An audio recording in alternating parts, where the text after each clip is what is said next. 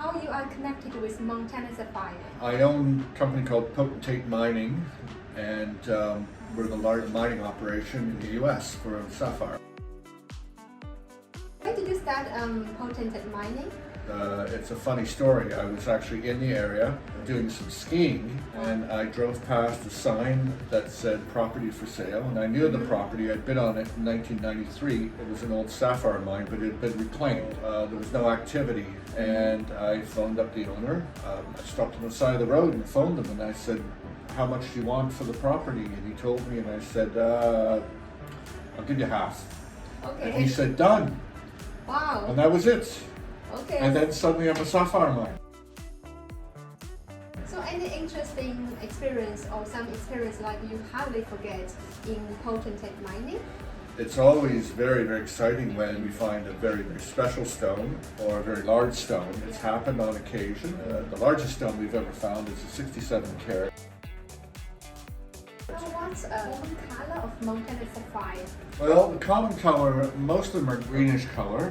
When they're heat treated, they'll turn a teal color, blue-green color. 80% of our stones respond very, very well to heat treating.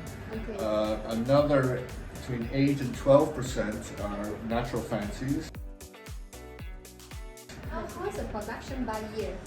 It's seasonal. Generally speaking, what we do, we start up in May and we finish around the end of October. Yeah. We've comfortably produced more than 100 kilos of sapphire a year. My goal is to triple that. I have 22 people working there right now. We'll do an expansion, but we'll do it in kind of a modular fashion. Now it's likely mechanical mining, right? Yeah, it's surficial mining. There's no underground, Okay. so there's no tunnels or anything like that. Okay. And it's just in the loose soil. So we take the soil, we strip it off the rock, we put it through the plant, wash it with water. Okay. Then the material that comes out, we essentially let it dry out, and then we put it back where it was, contour it with a bulldozer, and we would plant the trees again if we were required to, but the government actually wants it to be seeded naturally.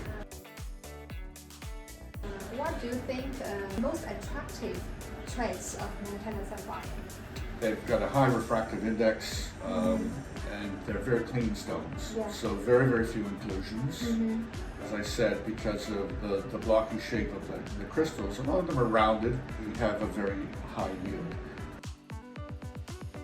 How do you think the sapphire market in the future? Well, I hope it just gets better and better. You know, I never expected the teal color to be popular, and I'm very, very grateful with the industry that this has happened. And I just hope that continues for at least a number of years. What the public wants today is not what the public wanted, say, in 1955. Of course, Yeah. the trends always change. Yeah.